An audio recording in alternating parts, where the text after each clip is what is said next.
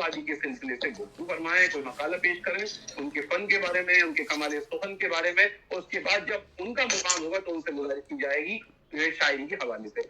فی الوقت میں گزارش کر رہا ہوں کہ جوش ملی آبادی کے سلسلے سے ہماری اس بزم میں گفتگو کرنا ہے. محترمہ زید زیدی صاحب. بہت شکریہ ڈاکٹر وفا نقوی صاحب. اور حلیم ثابت صاحب آ گئے اس پروگرام کی صدارت کر رہے ہیں. السلام علیکم. وعلیکم السلام ورحمۃ اللہ وبرکاتہ. دشواری ہو گئی تھی. اچھا جی حلیم صاحب خوش آمدید. خوش آمدید. ان کی صدارت میں آج یہ پروگرام ہو رہا ہے اور میں جوش ملی آبادی کے حوالے سے کچھ بات کرنا چاہ رہی ہوں. شکوہ الفاظ کے شہنشاہ جوش ملی آبادی کے کلام میں فصاحت و بلاغت کا حسن دیدنی ہے. اور جوش ملی آبادی کے بارے میں کہوں گی، 10 بستہ رہتے تھے سب حرف و لفظ، 10 بستہ رہتے تھے سب حرف و لفظ، جانے کب کس کو اشارہ ہو کہاں پہ جوش کا. لفظ خود جڑتے تھے، لفظ خود جڑتے تھے، لفظ خود جڑتے تھے، ڈھل جاتے تھے مصرے خود بخود، نظم ہو جاتے تھے جملے حکم پا کر جوش کا. ابھی جیسے جوش ملی آبادی کے حوالے سے اس کے متنوع پہلو ان کی زندگی کے، اور اسی حوالے سے ابھی وفا نقوی صاحب نے بہت ہی مختصر انداز میں اور بہت جامع انداز میں ان کے بارے میں بات کی ہے. میں بھی تھوڑا سا بتاتی چلوں کہ جوش ملی آبادی کا جیسے کہ ہم سب کے علم میں ہے کہ جوش ملی آبادی نے مختلف شاعری کے مختلف جہتیں ہیں ان میں انہوں نے کام کیا ہے، لیکن ان کا جو زیادہ ان کا رجحان تھا وہ نظم نگاری کی طرف. بہت غزلیں بھی بے شمار بہت عمدہ ان کی اچھی تھیں اور میں اس کا بھی ذکر کروں گی ضرور. تو نظم نگاری کے حوالے سے وہ بہت زیادہ ان کا کام ہے. اور نظم میں وہ کہتے تھے کہ اگر ہم نے کائنات و حیات اور اپنے ارد گرد کے حالات اور ایک تاریخ رقم کرنی ہے، اپنی صدی کی مرتب کرنی ہے، تو ایک شاعر کو نظم نگار ہونا اس کے لیے بہت ضروری ہے. اور نظم نگاری کا واقعی یہ بڑی نظم نگاری بہت دشوار گزار راستہ ہے، جس کے لیے انہوں نے خود کہا کہ غزل کو تو تفریح طبع کہا جا سکتا ہے، لیکن غزل میں آپ تفریح طبع کا لفظ استعمال نہیں کر سکتے، اس لیے کہ نظم جو ہے وہ آپ کے ارد گرد کے واقعات، حادثات اور زندگی کی سچائیوں اور حقیقتوں کو آشکار کرتی ہے جو آپ کے ارد گرد ہوتا ہے، اور اس کے لیے بہت سخت محنت کی ضرورت ہوتی ہے. غزل تو آپ چلتے پھرتے تحریر کر سکتے ہیں، آپ کے خیال آیا، فکر آئی، آمد ہوئی، آپ نے شعر لکھ لیا، ایک شعر آپ کا مکمل ہو گیا، بعد میں پھر کسی وقت آپ نے کر لیا. لیکن نظم نگاری کے حوالے سے آپ کو ایک موضوع کے تحت لکھنا پڑتا ہے، اور جب اس موضوع پہ آپ لکھتے ہیں تو آپ کو ایک یکسوئی چاہیے ہوتی ہے، بیٹھنا ہوتا ہے، اور بڑی ایک مشکل ایک یہ مشقی سخن ہے جس میں آپ کو مہارت حاصل کرنی پڑتی ہے. تو نظم نگاری، غزل گوئی کے ساتھ ساتھ نظم نگاری کو انہوں نے اپنا مقصد حیات بنایا. اور بڑے شعراء نے، صرف انہی کی بات نہیں، مطلب جتنے بھی بڑے شعراء کے آج نام ہیں، اردو ادب ہو یا ہم پوری دنیا کے ادب کی بات کریں، عالمی ادب کی بات کریں، تو اس میں انہی لوگوں کا آج نام اور مقام ہے جنہوں نے غزل کے ساتھ ساتھ نظم نگاری میں بھی اپنا ایک مقام بنایا. نظم کہنا حیات کی مصوری اور تاریخ نویسی ہے. ایک شاعر کے دل و دماغ کو صرف داخلی کیفیات ہی نہیں بلکہ خارجی واقعات و حادثات اور معاملات زندگی کے تجربات اور مشاہدات متاثر کرتے ہیں. ایک نظم کو شاعر اپنے عہد کی پوری تاریخ قلم بند کر رہا ہوتا ہے، اور کائنات کے ہر ذرہ حیات، ہر پہلو، ہر رخ پر اس کی کڑی نگاہ ہوتی ہے، اور انہیں شعری قالب میں ڈھالنے کی صلاحیت اور قدرت سے مالا مال ہوتا ہے. جوش غزل گوئی کے مخالف ہرگز نہیں تھے، ان کی بے شمار بہترین اعلیٰ بلند پایہ غزلیں ہیں اور اس میں انہوں نے غزلیں کہی ہیں، لیکن ان کا نظم نگاری کے حوالے سے یہ مطمع نظر تھا کہ نظمیں جو ہیں اپنے عہد کی چونکہ عکاس ہوتی ہیں، تو ان سے ہمیں جو ہے وہ ان کو نظر انداز نہیں کرنا چاہیے اس پہلو کو. اور ان کی نظم نگاری میں فصاحت و بلاغت کا جو حسن ہے وہ دیدنی ہے. اگر آپ ان کی غزلیں دیکھیں گے، میں ابھی ایک آدھ جگہ چھوٹا سا ذکر بھی کروں گی. ان کا لب و لہجہ انقلابی، طرز بیان جوشیلا، بلند آہنگ، سوچ و فکر کا انداز باغیانہ، اور اسلوب استدلالی، فکری اور بڑا جادوئی اثر رکھتا تھا. جوش کے کلام میں فکر و شعور کی بلند تر سطح ملتی ہے. ان کے اشعار میں علمی اور فنی جوہر کے خزینے ملتے ہیں. وہ فیض، جالب اور ساحر کی طرح عوامی شاعر تو نہیں بن سکے، لیکن خواص اور پڑھے لکھے اور باشعور طبقے کی جو نمائندگی انہوں نے کی ہے، اور اپنی تخلیقی عظمت اور زبان پر جو عبور انہیں حاصل تھا، اور الفاظ کے جو فنکارانہ فنکارانہ برتاؤ تھا جو ان کا، وہ قابلیت اور اہمیت جو ہے وہ ان سارے ستاروں میں وہ ایک آفتاب کی طرح اور مہتاب کی طرح جگمگاتے ہوئے نظر آتے ہیں ان تمام ستاروں کے درمیان. تو ان کو شکوہ الفاظ کا شہنشاہ کہا جاتا ہے. ان کا کلام لاجواب تراکیب، نادر تشبیہات، خوبصورت تماثیل، عمدہ علامات، بہترین محاورے، اچھوتے استعارے اور حقیقت سے قریب تر منظر نگاری جو ان کے یہاں کا ان کو کمال حاصل تھا. ہم لوگ کہتے ہیں ایک جگہ، ہاں بغاوت، آگ، بجلی، موت، آندھی میرا نام. ہاں ہاں بغاوت، آگ، بجلی، موت، آندھی میرا نام. میرے گرد و پیش اجل، میرے گرد و پیش اجل، میرے جلوم قتل عام. برچھیاں، بھالے، کمانیں، تیر، تلواریں، کٹار، بندوقیں، پرچم، علم، گھوڑے، پیادے، شہسوار. جوش، قادر الکلام، بادشاہ زباں، اور وہ نظم میں غزل کی شیرینی، نرمی اور جو رنگینی اور احساس کی نزاکت جو سموتے تھے نظم نگاری میں. نظم نگاری جو ہے ذرا کھدرا سا کہنا چاہیے کہ رف سا، یا ایسے کہنا چاہیے ذرا، غزل میں تو ہمیں لطافت کا بہت زیادہ احساس ہوتا ہے، لیکن ان کی نظم میں جو لطافت اور نزاکت موجود ہے وہ بڑے بڑوں کو حیرت میں مبتلا کر دیتی ہے. ان کے جو نظم آن بان اور شان ہے، وہ ان کی نظموں کا جو انداز ہے اس نے پوری دنیا کو اپنی جانب متوجہ کیا. سماجی سیاسی اختری ہو، جبر استحصال کی بات ہو، سامراجی ہاتھ کنڈے ہوں، محکومی کے تجربات ہوں، معاشی اور معاشرتی حالات ہوں، جابرانہ رویے ہوں، عام آدمی کے حقوق کی بات ہو، بڑی وہ جرأت مندی کے ساتھ اپنے خیالات کا اظہار کرتے ہیں اور کہتے ہیں اس 20ویں صدی میں ہے پھر طرفہ انتشار. اس 20ویں صدی میں ہے پھر طرفہ انتشار، پھر نائب یزید ہیں دنیا کے شہریار. اس 20ویں صدی میں ہے پھر طرفہ انتشار، پھر نائب یزید ہے دنیا کے شہریار. اور پھر آگے انہوں نے ایک جگہ کہا، جہاں خار و خش کی خریداریاں ہیں، وہاں موجے گلہائے تر بیچتا ہوں. نہ ہوگا کوئی مجھ سا بھی تیرا قسمت، نہ ہوگا کوئی مجھ سا بھی تیرا قسمت، کہ بازار شب میں سحر بیچتا ہوں، کہ بازار شب میں سحر بیچتا ہوں. اور جہاں تک ان کی رباعیات کا تعلق ہے، گفتگو تو بہت لمبی ہے لیکن میں تھوڑا سا مختصر ان کی بات کروں گی. بحیثیت ربائی کو جو ان کا مقام اور مرتبہ ہے جوش ملیح آبادی کا، تو میں ان کے لیے کہوں گی، ناقدین ادب یہ کہتے ہیں، ناقدین ادب یہ کہتے ہیں، وہ بھی شاعر عظیم تھے بے شک، ان کی ہر ایک ربائی ہے شاہد، عہد نو کے کلیم تھے بے شک. اور ربائی کی جو صنف ہے اس کا سیرت عمر خیام کے سر جاتا ہے. اور پاکستان میں بے شمار لوگوں نے رباعیات کہی ہیں اور ربائی گئے شعراء کی حیثیت سے، لیکن جوش ملیح آبادی کا جو مرتبہ اور مقام ہے وہ سر فہرست ہے. آپ کا اصل نام تو شبیر حسن خان تھا. 1894 میں ملیح آباد ہندوستان میں آپ پیدا ہوئے تھے. 9 برس کی عمر سے آپ نے شعر کہنا شروع کیا تھا. 9 برس کی عمر آپ سوچئے گا، شعر کہنے شروع کیے تھے. آپ کو شاعری وراثت میں ملی تھی. والد دادا پردادا شاعر تھے. آپ کے استاد حضرت عزیز تھے. جوش کے بارے میں مشہور ہے کہ الفاظ ان کے سامنے ہاتھ باندھے کھڑے رہتے تھے. اور وہ کس وقت جوش نے جو رباعیات کہی ہیں جو منظر عام پر آئی ہیں، وہ تقریباً میرا خیال ہے 13-14 ہزار کے قریب ہے رباعیات، اور 13-14 ہزار کے لگ بھگ ان کی رباعیات ہیں. اور ان کے جو علم و نجوم و جواہر، ان کی ایک رباعیات کی ایک کتاب ہے جس میں ان کی 620 رباعیات جمع ہے، جبکہ دیگر میں ان کی 10 رباعیات کے ان کے دیگر مجموعے ہیں. 10 رباعیات کے ان کے مجموعے ہیں. ماشاءاللہ ماشاءاللہ. اور اب میں مجموعوں کے نام نہیں لیتی ہوں، میرے پاس ہیں، لیکن میں آگے چلتی ہوں. جوش کی رباعیات میں افاقیت کا رنگ ہے. ان کے موضوعات میں بہت تنوع ہے، رنگا رنگی ہے. رومان ہے، حسن و عشق ہے، عرفان ذات ہے، خارجی عرفان ہے، فسطائیت ہے، جمہوریت، طبقاتی کشمکش کا شعور، رموز فطرت، سائنسی موضوعات، خماریات، فلسفیانہ افکار، عظمت انسانی، استدلالی فکری مضامین، جوش و ولولہ، زندگی اور انسانی فکری زاویے، اور امن عالم، وحدت انسانی، انقلاب و شباب وغیرہ. اور ربائی کہنے میں ایک جگہ وہ کہتے ہیں، وحدت خیال اور زور بیان تو ان کے ہاں ہے ہی ماشاءاللہ ماشاءاللہ. کہتے ہیں، جب دیکھتا ہوں مناظر قدرت، جب دیکھتا ہوں مناظر قدرت، ہو جاتا ہے ذات باری پہ یقین.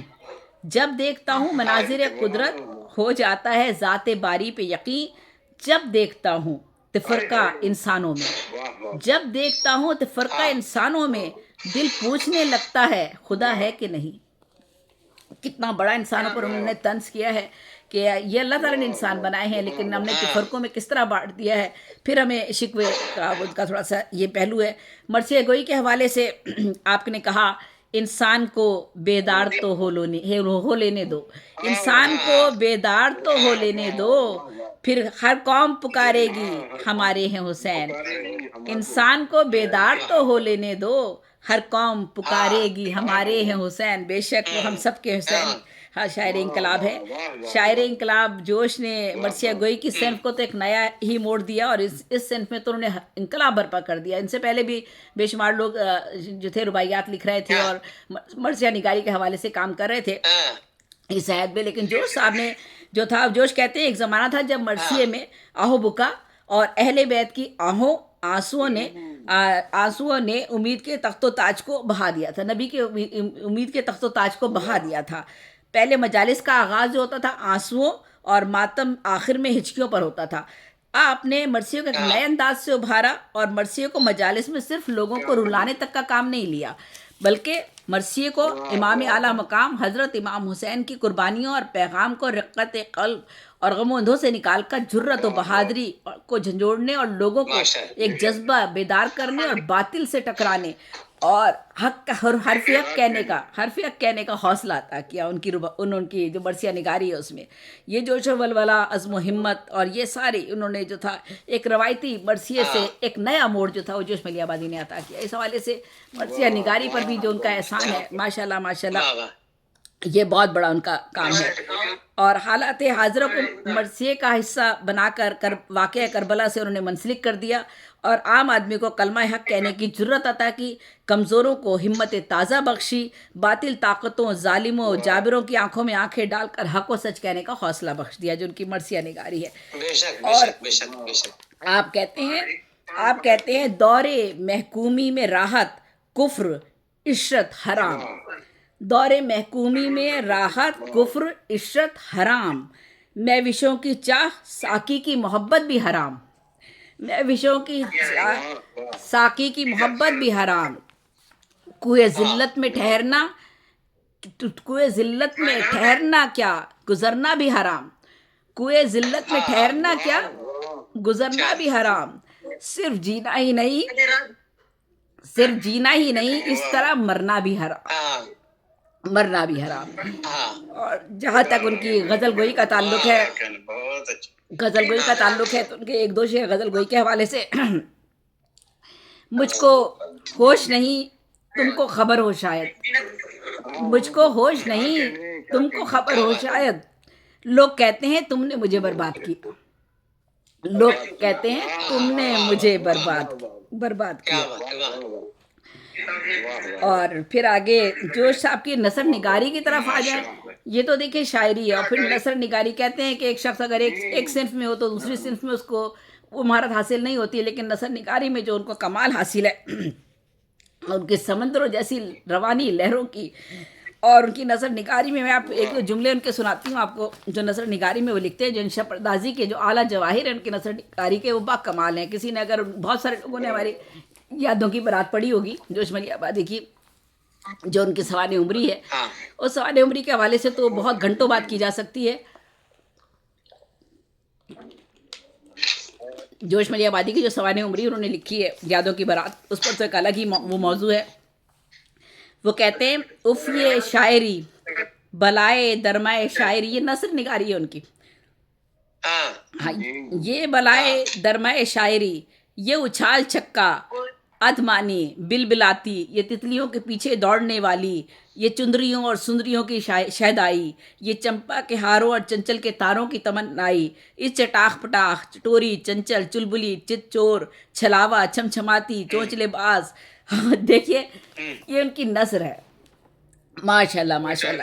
اور ان کی مکتوب نگاری کی طرف آ جائیے تو ماشاءاللہ ماشاءاللہ جو انہوں نے خطوط لکھے ان میں بھی ایک ان کا اپنا الگ ہی انداز تھا، اور وہ ایک جگہ لکھتے ہیں، ساغر کو انہوں نے خط لکھا، اس میں وہ کہتے ہیں کہ حضرت آپ سے رسم محبت نبھانا لوہے کے چنے چبانا ہے.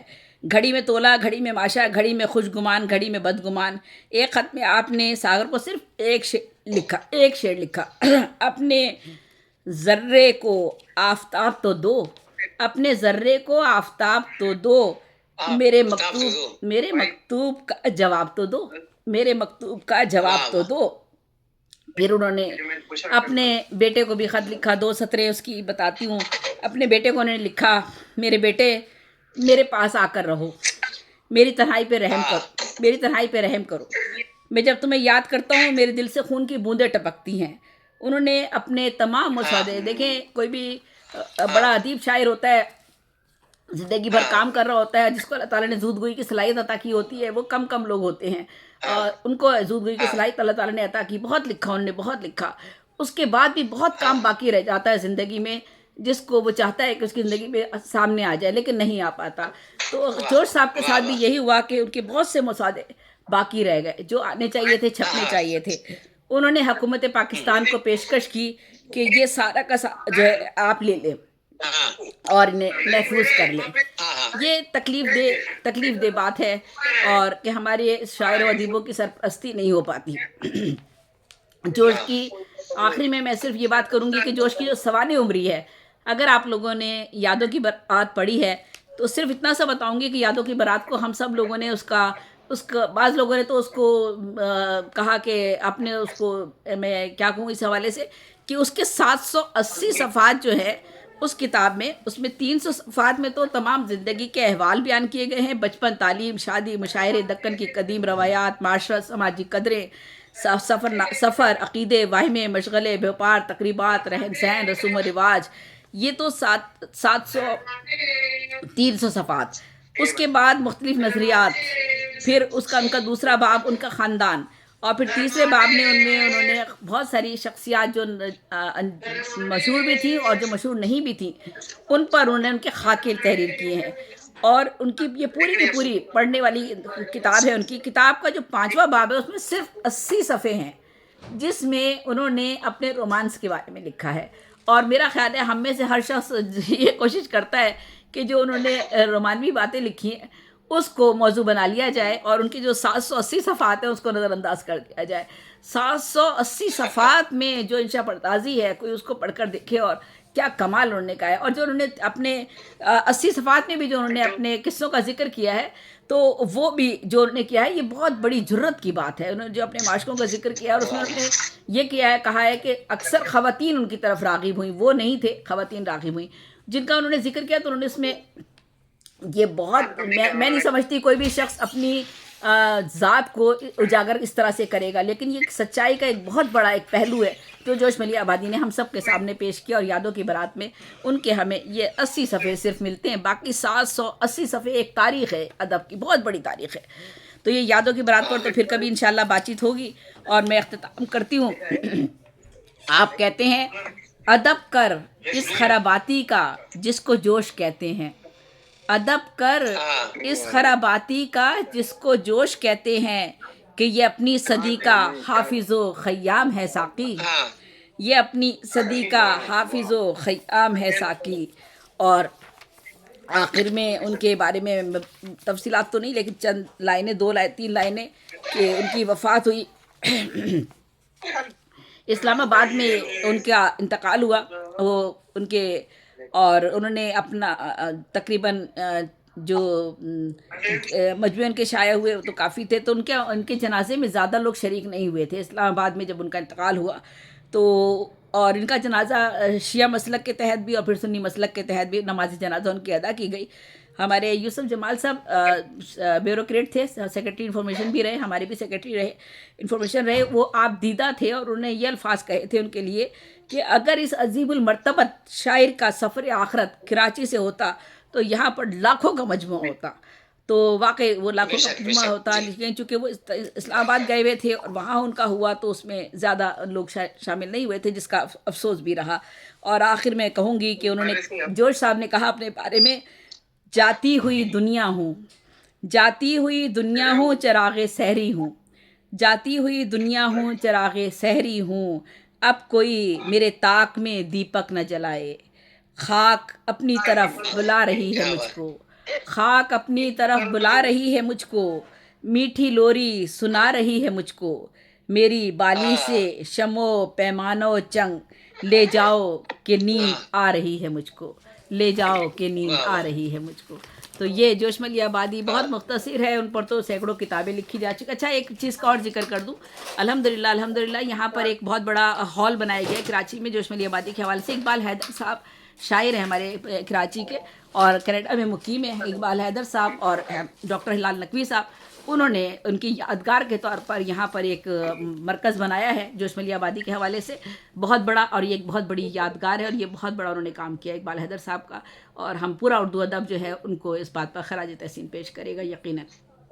بہت بہت شکریہ۔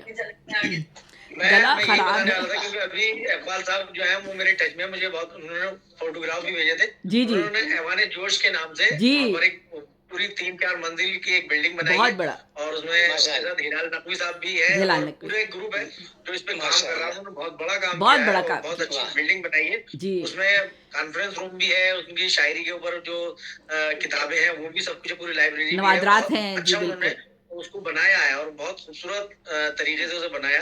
اقبال حیدر صاحب نے مجھے پورے اس کے فوٹوگرافس بھی بھیجے تھے جب اس کا انوگریشن ہوا تھا، اور وہ جی جی اس کے بارے میں مجھے پوری تفصیل سے بتایا تھا۔ تو مجھے بھی، میں ابھی یہی سوچ رہا تھا، میں نے باجی نے اس کا ذکر نہیں کیا تو میں کر دوں گا، تو باجی نے اینڈ میں کر دیا ہو۔ جی جی چلیے، اقبال بھائی نے بہت بڑا کام کیا بہت ہے، بڑا اقبال کام، صاحب نے اور بہت کام کیا ہے، اور ڈاکٹر ہلال صاحب ہلال نے، نقوی صاحب آپ نے ان دونوں کو نے اس مل کے کے، لیے مبارکباد دیتے ہیں۔ بے شک بے جی شک۔ ماشاء بس میرا اللہ، گلا تھوڑا خراب ہے، بخار ماشاء اور گلا اللہ۔ ہو رہا ہے تو اس وجہ سے آج بہت بڑی بہت آواز اٹک رہی شکریہ، ہے۔ بابا بہت بھائی، شکریہ ہاں جی، جی، بہت واہ شکریہ محترمہ واہ، زیب النساء زیبی صاحبہ۔ چینل 2 کے ناظرین، اب جی آپ سماعت کر رہے تھے اس عالمی مشاعرے میں محترمہ زیب النساء زیبی صاحب کی گفتگو، کیا بہترین گفتگو جوش کے حوالے سے، ان کی لفظیات کے حوالے سے، ان کے استعارات کے حوالے سے، ان کی تشبیہات کے برتنے کے حوالے سے، انہوں نے ادب کی کن کن جہتوں میں کام کیا اس کے حوالے سے سہ حاصل گفتگو سماعت کی، اور یقیناً میں سمجھتا ہوں کہ اس قسم کے مقالے اردو ادب میں اضافے کا باعث ہوتے ہیں۔ بے شک۔ آئیے اب ہم شعر و سخن کی جانب رجوع کرتے ہیں۔ ابھی شاعر انقلاب کے حوالے سے آپ نے گفتگو کی، بہت بزرگ گفتگو، لیکن جوش ملی آبادی نے اپنے آپ کو شاعر آخر الزماں کہہ کر مخاطب کیا تھا، خود اپنے آپ کو۔ مجھے ان کے 4 مصرے یاد آ رہے ہیں، وہ کہتے بالکل۔ ہیں کہ دانائے رموز این و آہوں ہے جو، ہاں ہاں دانائے رموز این و آہوں ہے جو، مولائے اکابر جہاں ہوں ہے جوش، کیوں اہل پڑھے نہ کلمہ میرا، کیوں اہل نظر پڑھے نہ کلمہ میرا، میں شاعر آخر الزماں ہوں اے جوش، واہ میں شاعر آخر الزماں ہوں اے جوش۔ واہ واہ واہ واہ یقیناً واہ واہ، جوش آخر الزماں شاعر کہلانے کے مستحق ہیں، اور بے ان شک کی شاعری میں سمجھتا ہوں کہ جتنی اس کی تفہیم کی گئی ہے، ابھی بہت اس کے تقاضے ہیں، اسے سمجھنے کے لیے ابھی بہت سے قلم اٹھیں گے، بہت سے اذہان آگے بڑھیں گے، بہت سی فکر بے آگے شک اپنا بے شک جی۔ سفر طے کریں گے۔ تو آئیے حضرات، اب ہم نے اس شعر و